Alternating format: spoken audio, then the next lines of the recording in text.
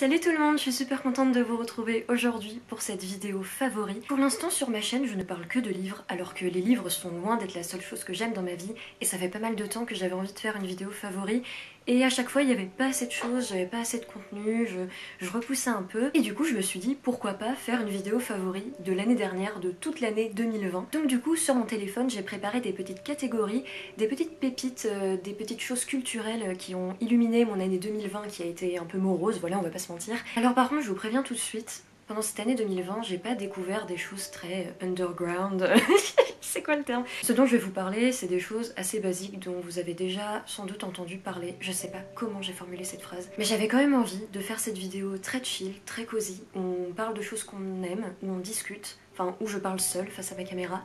Voilà, et j'espère que ça va vous plaire aussi, donc on va commencer tout de suite. Je préviens également que j'ai juste pris en note les choses dont je voulais parler, mais sinon j'ai pas pris de notes sur ce que je vais dire exactement. Donc je vais sans doute balbutier, mais ce n'est pas grave, c'est naturel. La première catégorie que j'ai notée dans mes notes, c'est la catégorie séries. Alors pour tout vous dire, j'ai été quelqu'un qui a regardé énormément de séries quand j'étais au lycée et au début de la fac, j'en consommais énormément. Et depuis 2 ans à peu près, je dirais, je regarde beaucoup moins de séries, je regarde quasiment plus. Je pense que c'est aussi arrivé à d'autres gens, mais en fait quand j'étais à la fin de ma licence, j'ai eu un peu un mental breakdown où je me suis dit mais je suis en train de gâcher ma vie parce que je passe mon temps devant des séries et je travaille pas. Regarder une série c'est comme regarder un livre.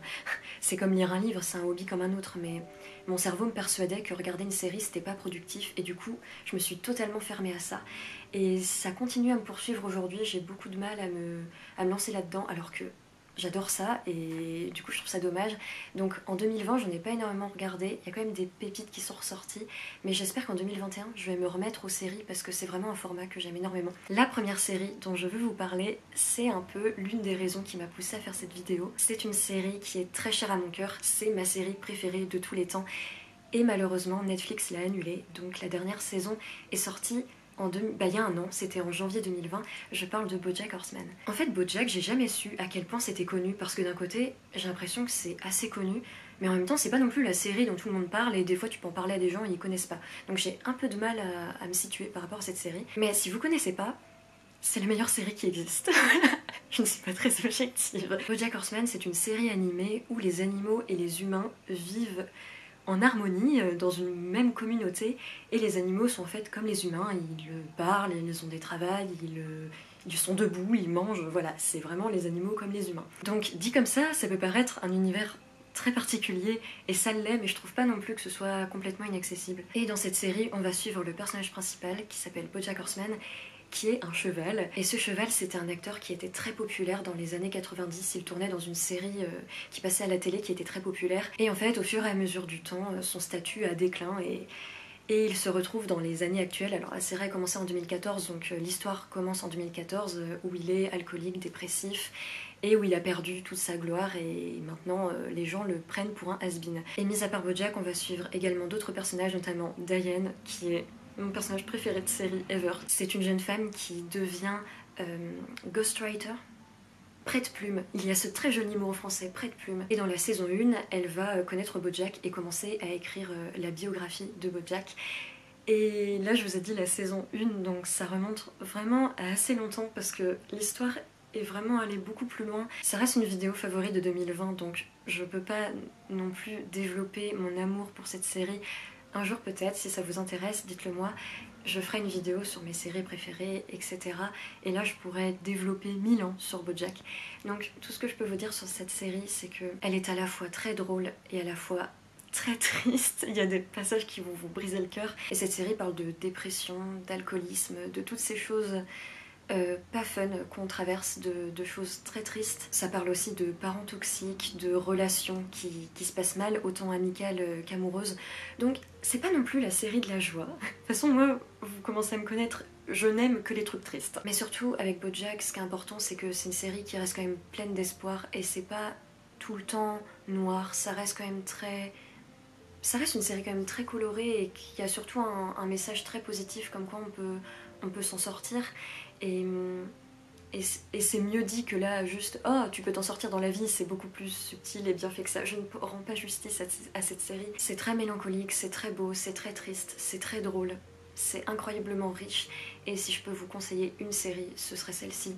Après j'ai conscience que ça peut ne pas plaire à tout le monde, mais je sais que j'ai une amie, je pensais pas du tout que ce serait son truc, elle s'y est mise et elle a grave kiffé, donc comme quoi tout peut arriver. Et donc l'année dernière, pile poil, en janvier 2020, il y a la dernière... En fait, la dernière saison a été coupée en deux parties. Donc il y a la première partie qui est sortie en octobre 2019 et la deuxième partie de la dernière saison qui est sortie en janvier 2020. Donc en gros, la saison s'est terminée l'année dernière en janvier 2020. Et il faut savoir en fait que l'équipe derrière BoJack ne prévoyait pas que c'était la dernière saison. Ils voulaient en faire quelques-unes de plus. Alors je pense pas qu'ils comptaient en faire 10 de plus, mais franchement, je pense qu'ils... Pour bien boucler, je pense qu'il aurait fallu peut-être 2 ou 3 saisons de plus, tu vois. Pas non plus énormément, mais quand même un petit peu. Et Netflix les a prévenus que ce serait la dernière saison. Donc du coup, l'histoire qu'ils avaient en tête, ils ont dû la mettre en une seule saison.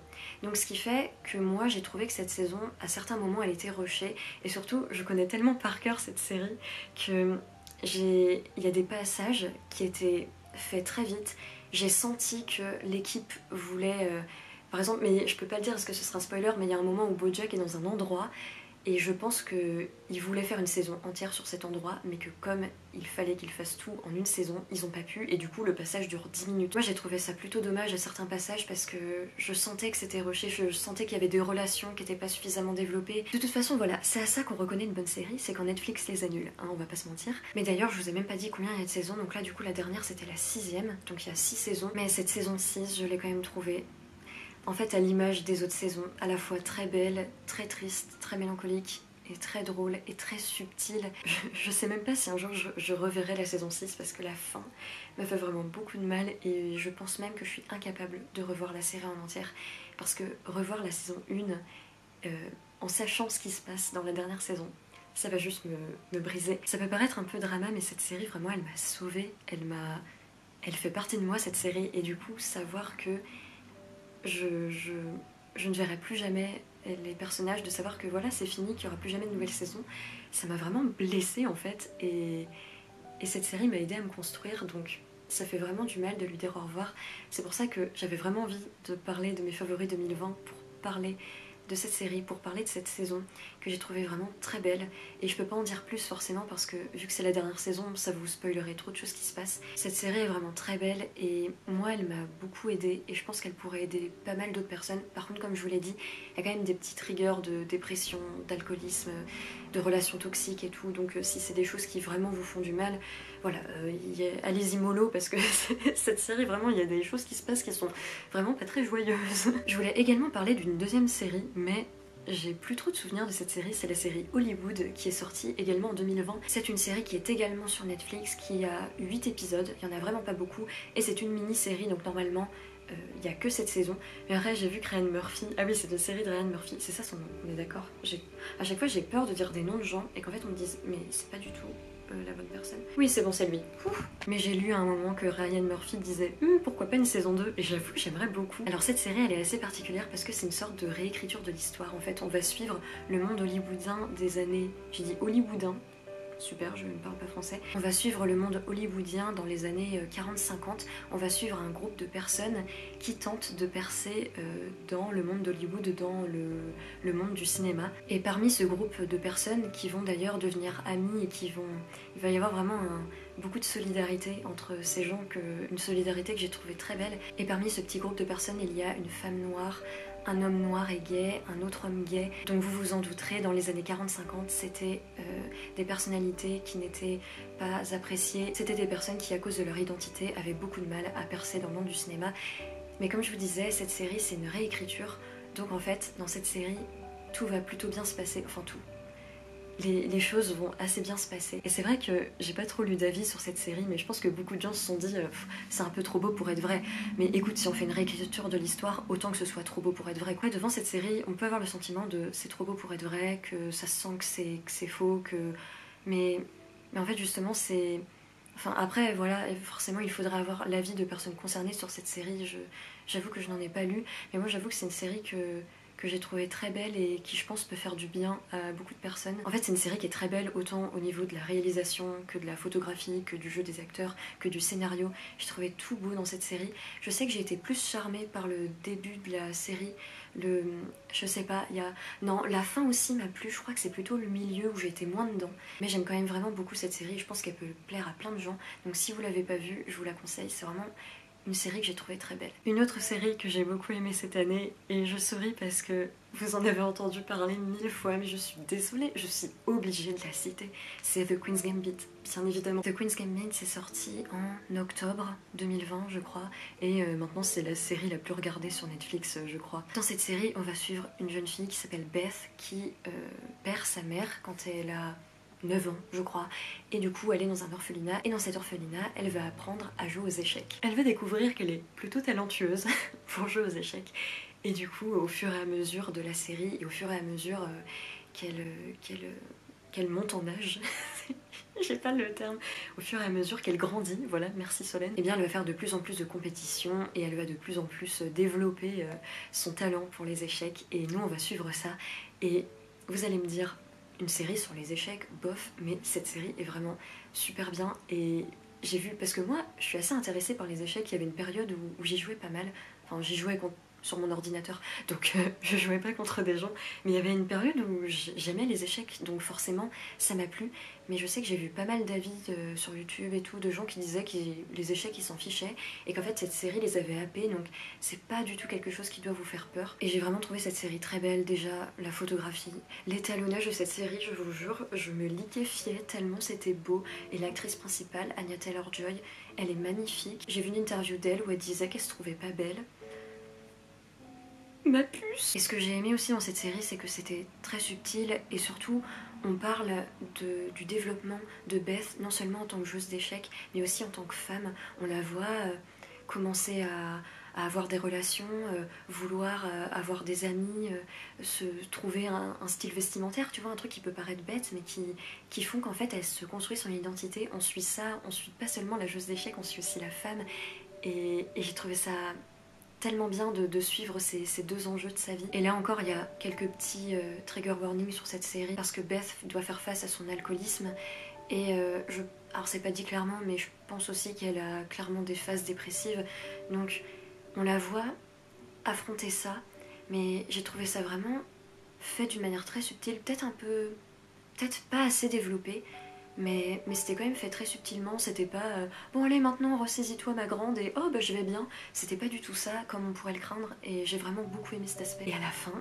je vous jure, j'ai pleuré. J'ai trop aimé suivre l'histoire de ce personnage, et à chacun de ces matchs d'échecs j'étais en tension, j'avais l'impression que c'était moi qui jouais, et j'avais l'impression qu'elle jouait sa vie et que je jouais la mienne. J'étais tellement à fond derrière elle, et j'ai trop aimé aussi sa relation avec d'autres garçons, parce que c'est un peu la seule fille qui joue aux échecs. J'ai trop aimé sa relation avec les autres garçons qui sont champions d'échecs. Ils ont vraiment une relation très belle, pleine de solidarité, d'entraide et beaucoup d'amour. Et j'ai beaucoup aimé cet aspect-là, et en fait cette série, elle a vraiment plein d'aspects par-ci par-là qui sont très beaux, très touchants.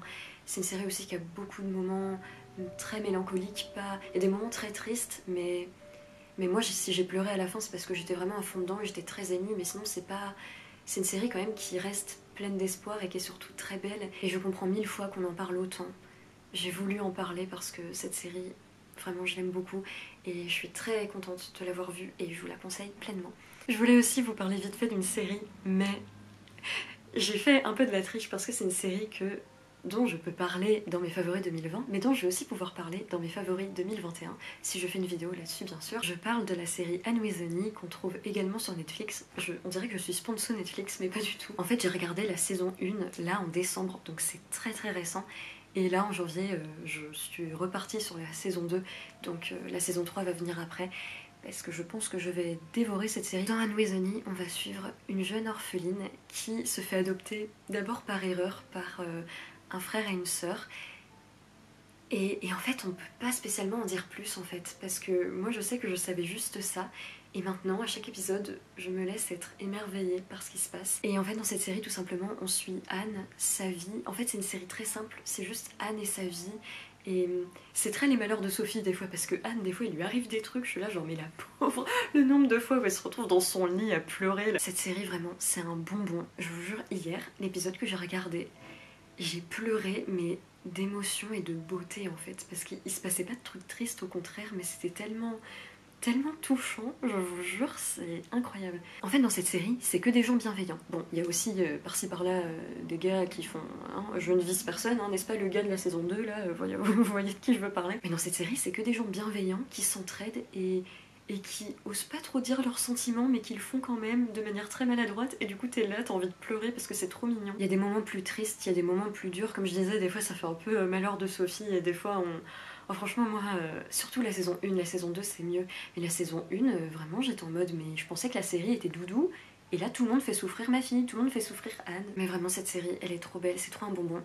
Et là encore, merci Netflix qui l'a annulée. Donc, comme je vous disais, on peut reconnaître une bonne série quand une série est annulée par Netflix, tout simplement. Et moi, cette série, c'est vraiment totalement mon esthétique. Je sais pas pourquoi, je l'ai pas vue avant. Mais je regrette pas, je l'ai vue à ce moment-là, et là maintenant j'en profite, et j'ai pas hâte que ça se finisse en fait, parce que j'aime trop cette série, et j'espère que je trouverai d'autres séries que j'aime autant que ça. J'ai beaucoup parlé et j'en ai enfin terminé avec les séries. J'avais écrit une catégorie film, mais je crois pas que je vais en parler parce que cette année niveau film ça a été... Bah déjà les cinémas fermés, du coup ça a fait que... Après je suis pas quelqu'un qui va... En fait moi quand je vais au cinéma c'est quand vraiment un film m'intéresse et que vraiment je pense qu'il va me plaire et tout. Je suis vraiment pas quelqu'un qui va très souvent au cinéma, mais par contre j'adore y aller, mais par contre voilà, quand j'y vais c'est que je sais que le film je vais absolument le voir au cinéma. Mais voilà, le fait que les cinémas aient fermé, ça a fait que voilà, j'ai été moins encline à regarder des films. Et cette année, j'avoue, ça a été l'une des années où j'ai le moins regardé de films. Si j'avais une chaîne YouTube, à l'époque, j'aurais pu vous faire des favoris 2019-2018. J'ai regardé 100 films, donc j'aurais pu vous le faire. Là, cette année, c'est un peu triste, j'en ai pas beaucoup regardé. Et les films que j'ai regardé Le Loup de Wall Street, qui est le pire film de la Terre. Je n'ai pas du tout aimé ce film, j'ai même pas pu le finir. Mais sinon, j'ai quand même vu des petites pépites, notamment en janvier, quand les salles de cinéma étaient encore ouvertes. Donc c'était il y a un an, c'était début janvier l'année dernière. J'ai été voir Les Filles du Docteur March. Je pense que vous en avez beaucoup entendu parler. C'est du coup le film de Greta Gerwig, celle qui a fait Lady Bird. Lady Bird, un de mes films préférés, voilà, merci Greta. Du coup, c'est un film de Greta Gerwig qui reprend le livre de Louisa May Alcott, Les 4 filles du Docteur March. Donc, ce livre, beaucoup de gens en parlent sur Booktube, etc. Donc ça sert à rien de vous faire un résumé. Mais ce film, je l'ai énormément aimé. J'ai pas lu le livre. Il faudrait vraiment que je lise le livre, peut-être là, cette année, parce que le livre me donne vraiment, même avant le film, c'est un livre qui me donnait vraiment très très envie. Mais là, le film m'a donné encore plus envie. J'ai vraiment adoré le film, de toute façon, j'adore la manière de réaliser de Greta Gerwig. Donc j'ai énormément aimé. C'était beau, c'était touchant, j'ai trouvé ça très subtil aussi. Et quand je dis que c'était subtil, c'est notamment, il y a un truc que j'ai beaucoup aimé, c'est que en fait les sœurs March, elles ont chacune des rêves différents, et en fait il y en a aucune où on dit ah bah elle, son rêve vaut mieux que les autres. Et notamment il y a l'une de ses filles, Jo March, elle, son rêve c'est d'être libre, indépendante, d'être autrice, voilà. Et il y a son autre sœur, j'ai zappé son nom, ah, je sais plus son nom, c'est celle qui est jouée par Emma Watson, je suis désolée, j'ai oublié son nom. Elle, son rêve, c'est juste, elle a envie de se marier et d'avoir sa petite vie de famille et tout. Et en fait, à aucun moment c'est dit, oh bah elle veut juste une petite vie normale, une vie de famille, c'est nul. Non, on dit clairement, bah en fait, si t'as pas envie de te marier, si t'as envie d'être indépendante, fais-le. Mais si t'as envie de te marier, d'avoir des enfants, si t'as envie d'une vie simple, entre guillemets, bah fais-le, en fait, c'est ton choix. Et j'ai trouvé ça tellement bien fait et tellement important de faire passer ce genre de message. Et ce film, j'adore ce film, j'ai vraiment trouvé très beau. Donc c'est pour ça que j'avais quand même envie de le dire dans mes favoris 2020. La troisième catégorie dont je voulais vous parler, c'est la catégorie musique. J'ai jamais parlé de musique sur ma chaîne. En fait, je suis quelqu'un qui est passionné par la musique. J'en écoute tout le temps. J'ai besoin de musique dans ma vie. C'est clairement, ça rythme ma vie. Et j'en ai jamais parlé sur ma chaîne, mais c'est parce que je me sens pas totalement légitime à parler de musique, parce que notamment, j'ai pas les bons termes. Genre quand une musique va me plaire, je vais dire « Oh, je trouve que la mélodie est belle », mais tu vois, quelqu'un qui s'y connaît en musique, il dirait pas le terme mélodie, il dirait un autre terme. Donc je vous ai noté quelques petites choses. Notamment, il y a une chanteuse, vous saviez que je vais en parler, je suis obligée, je suis désolée, il faut absolument que je vous parle de Taylor Swift. Taylor Swift qui cette année nous a régalé avec non pas un, mais deux albums cette femme veut ma mort. Le 24 juillet 2020, elle a sorti l'album Folklore. Et début septembre, donc quelques mois après Folklore, elle a sorti son 9e album qui s'appelle Evermore. Et il faut savoir que Folklore, du coup, l'album qui est sorti en juillet, c'est devenu mon album préféré de tous les temps. Et d'ailleurs, c'est très dommage, mais j'ai acheté le vinyle et j'aurais trop aimé vous le montrer. Mais c'est une amie qui allait le récupérer, un point relais pour moi, et j'ai pas revu cette amie depuis. Donc j'ai pas encore le vinyle avec moi. De toute façon, j'ai pas de tourne-disque ici, donc ça sert un peu à rien. Mais dès que j'ai ce vinyle entre mes mains, c'est obligé, en vlog, je vais vous le montrer et tout, c'est obligé. Donc si jamais vous voulez voir la bête, je vous le montrerai en vlog. Folklore, cet album, je le trouve vraiment parfait, et je pourrais même pas vous dire que j'aime toutes les chansons, parce qu'il y en a certaines que j'ai pas forcément aimées, notamment vers la fin, il y en a 2-3 de l'album que j'écoute jamais, donc je me souviens même pas à quoi ils ressemblent. Mais les chansons de cet album sont si belles, et moi elles m'ont touchée à un point, et cet album, je l'écoute encore en boucle, et des fois je lance juste l'album comme ça, et je fais ça très rarement parce que moi je suis pas quelqu'un qui fonctionne par album. J'ai remarqué que des fois il y a des artistes, il y a quelques chansons d'eux que j'aime, mais quand j'écoute d'autres choses, souvent j'aime pas, donc je fonctionne plus souvent par chanson que par album. Et là, Folklore, vraiment, c'est je le lance et je le laisse, et j'apprécie le moment tout simplement. Et je peux clairement pas en parler 1000 ans parce que juste cet album, je le trouve absolument magnifique, et il m'a touchée au plus profond de mon cœur. Les chansons sont si belle et mélancolique, et très mon esthétique, encore une fois. Si vous avez pas remarqué, j'aime les choses tristes et mélancoliques, mais quand même belles un peu, parce qu'il faut pas déconner. Cet album, en fait, j'ai l'impression que Taylor Swift, elle a pris des choses dans ma tête et elle l'a mis dans cet album, parce que vraiment c'est trop moi cet album, et je pense que c'est pour ça qu'il me touche. Et si vous voulez savoir, dans Folklore, mes chansons préférées, c'est Epiphany, Seven, August, The One, My Tears Ricochet. Je vais chercher l'album parce que j'ai peur d'en oublier. Oh, j'ai oublié Exile. Exile, c'est la chanson de l'album que j'ai le plus écoutée, et forcément c'est celle que j'oublie là à la caméra. This Is Me Trying aussi, que je trouve très belle. Mad Woman. Betty, j'aime moins parce que c'est la chanson la plus. Du coup, forcément, j'aime moins. Et Evermore, c'est un album que j'ai moins apprécié que Folklore parce que je le trouve moins beau, tout simplement. Je le trouve moins intense. Il m'a moins touchée en fait, et je trouve que les chansons sont un peu plus passe-partout entre guillemets, alors que les chansons de Folklore, je trouve qu'il y a vraiment. Comment dire, vraiment tu sens une grosse recherche au niveau de la mélodie et tout. Après je pense que c'est une question de subjectivité, parce qu'il y en a peut-être qui diraient qu'Evermore ils trouvent les chansons plus recherchées, tu vois, mais là je parle vraiment de moi à mon avis. D'ailleurs toute cette vidéo c'est moi à mon avis, hein, bien évidemment. Evermore tout simplement m'a moins touchée, mais je sais qu'au début j'étais un peu déçue entre guillemets, même si pas vraiment, par cet album, et en fait je l'ai vraiment écouté très souvent et finalement je l'aime beaucoup. C'est juste qu'il m'a pas autant touchée que Folklore. Et mes chansons préférées dans Evermore, c'est Willow, Tolerated c'est vraiment ma préférée. C'est dès la première fois que j'ai écouté l'album, ça a été ma préférée. Marjorie, je l'adore aussi.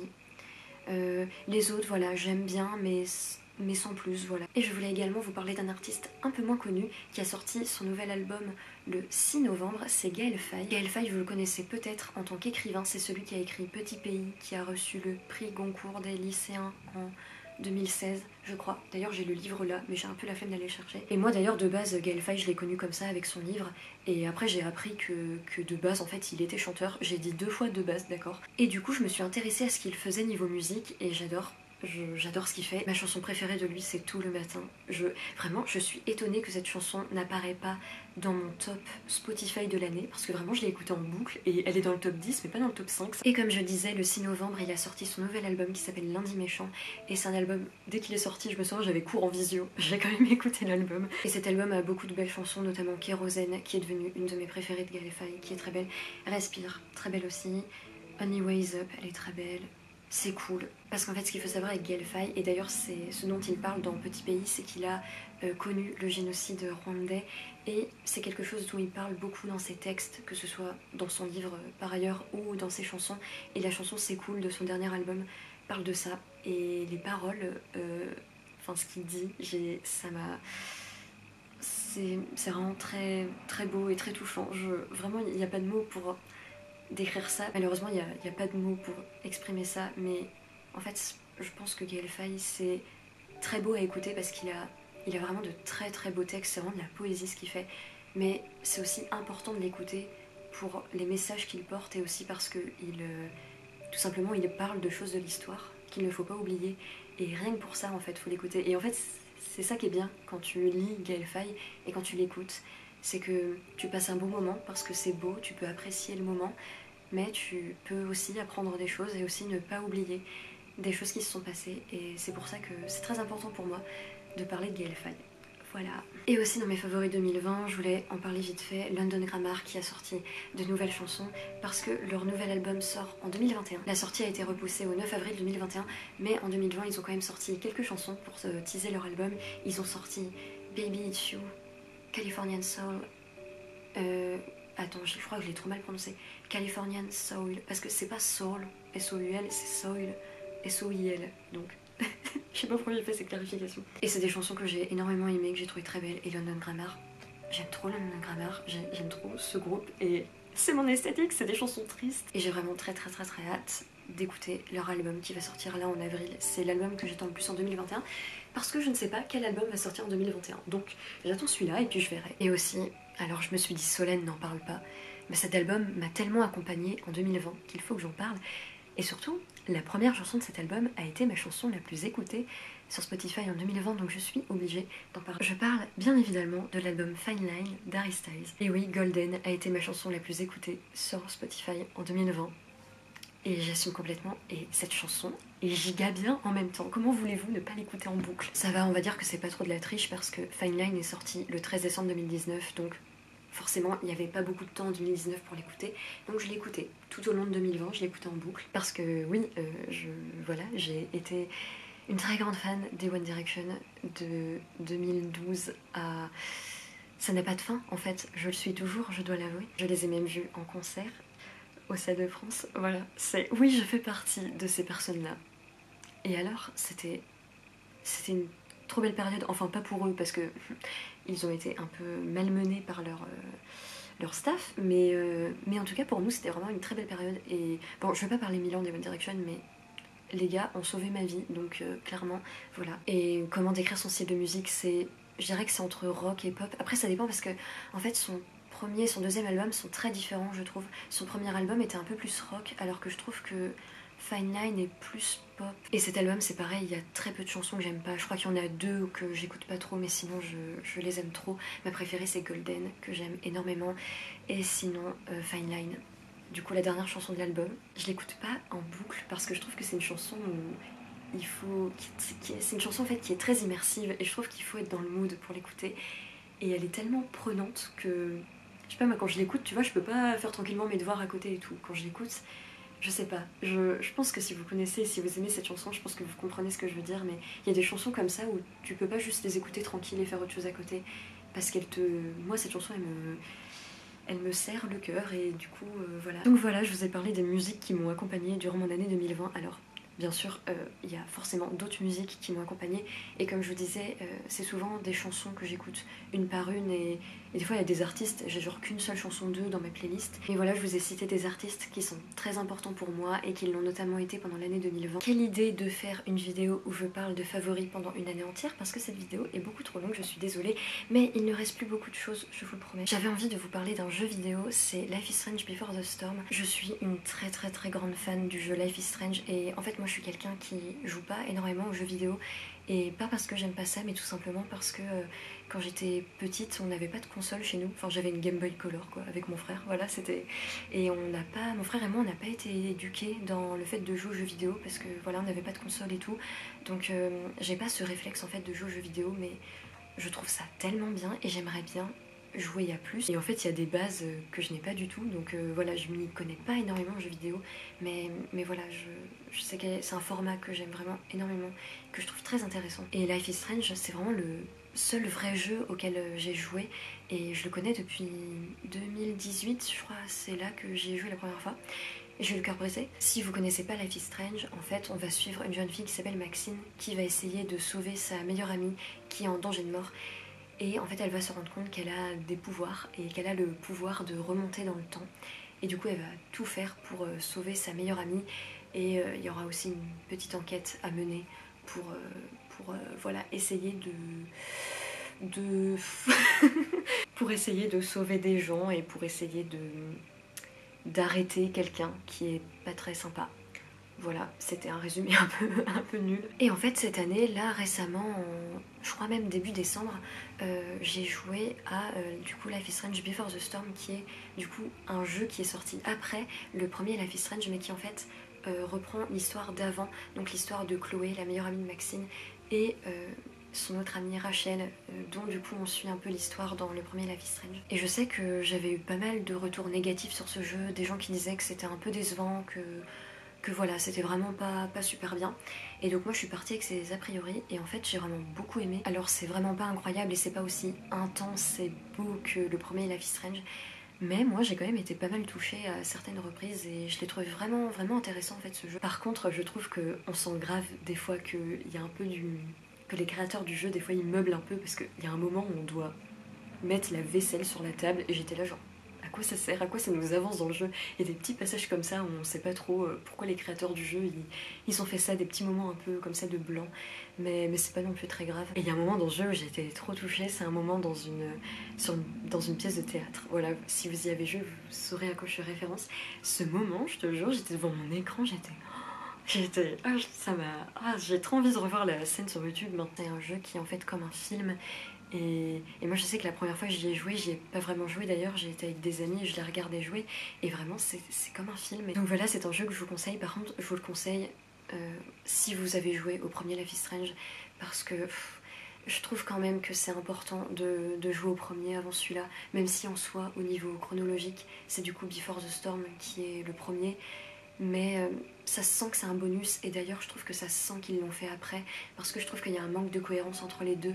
Genre je trouve que du coup dans le premier Life is Strange, du coup qui est la suite de Before the Storm en termes de chronologie, tu te dis si c'était vraiment passé toutes ces choses là, il y a des relations entre les personnages qui auraient pas été les mêmes, il y a des trucs qui auraient été dits en fait tout simplement, parce que là dans Before the Storm elles ont quand même une histoire assez trépidante, et je trouve que dans le Life is Strange, on dirait qu'elles ont vécu une vie normale avant. Enfin, ça peut paraître un peu flou ce que je dis, mais je trouve qu'il y a un petit manque de cohérence, mais c'est pas non plus choquant et c'est pas non plus dérangeant. On arrive enfin à la dernière catégorie. J'ai fait une catégorie de mes chaînes YouTube préférées, des chaînes que j'ai découvertes en 2020 et qui sont entrées dans mon top de mes chaînes YouTube préférées. La première chaîne dont je voulais vous parler, c'est celle de Mary Among Stories, qui est portugaise, elle habite au Portugal, mais par contre ses vidéos sont toutes en anglais.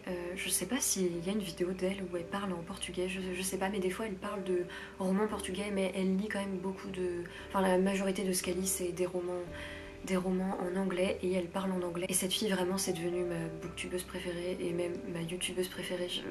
J'aime trop ce qu'elle fait. Déjà j'adore sa manière de parler des livres, elle a une manière de les décrire et de les analyser qui dure pas très longtemps, mais elle prend quand même le temps d'en parler. Et je sais pas, la manière dont elle parle des livres, je la trouve juste très belle, et c'est une manière de parler des livres qui me touchent. Et cette fille elle est si douce quand elle parle, t'es vraiment plongée dans de la douceur. Et en fait sa chaîne c'est ça, sa chaîne c'est vraiment un bonbon, c'est vraiment un cocon de douceur. Et elle fait aussi des vlogs qui sont super beaux, t'as l'impression qu'elle fait des films, elle a des plans du ciel, mais je sais pas où elle vit, mais c'est... Enfin elle vit au Portugal, mais je ne sais pas dans quelle région du Portugal elle vit, mais c'est juste trop beau là-bas. Et du coup je vous la conseille mille fois, je vous la conseille vraiment vivement. Une autre chaîne que j'ai découverte cette année, c'est celle de About Estelle, qui est française, donc ses vidéos sont en français. C'est également une chaîne littéraire, donc elle parle de ses lectures, mais elle parle aussi beaucoup d'écriture. Et du coup dans ses vidéos vous pouvez retrouver de tout, il y a des updates lecture, mais aussi des vlogs écriture, et aussi des challenges d'écriture et de lecture.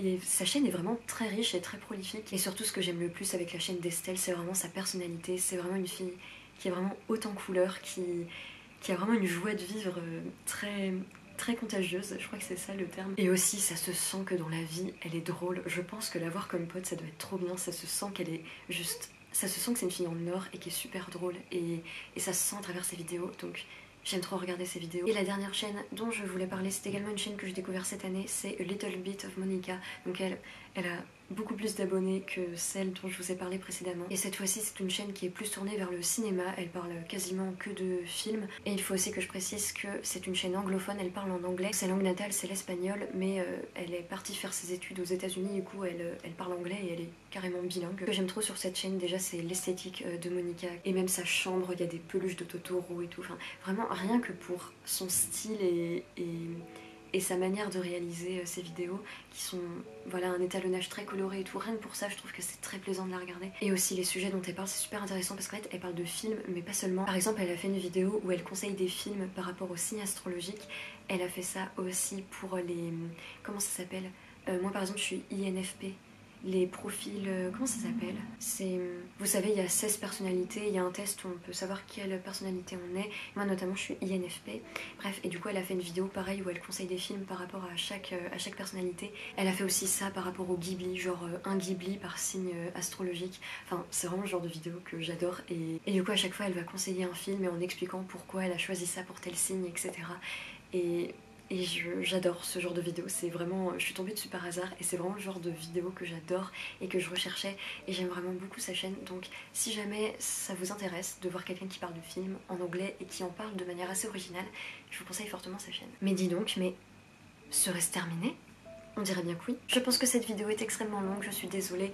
Vous allez commencer à être habitué à la chanson, je parle beaucoup, c'est comme ça. J'espère que la vidéo vous a plu, j'espère que le format favori vous a plu. Et si c'est le cas, dites-le moi parce que j'aimerais bien en faire de manière plus régulière. Là c'était un peu exceptionnel parce que j'en avais jamais fait avant. Du coup je me suis décidée à le faire sur l'année 2020 en entière. Mais je me dis pourquoi pas en faire de manière plus régulière, genre peut-être tous les 2-3 mois ou quelque chose comme ça. Si la vidéo vous a plu, n'hésitez pas à la liker, à commenter, à partager et à vous abonner à ma chaîne, pourquoi pas. Et moi je vous dis à très bientôt pour une prochaine vidéo. Bye!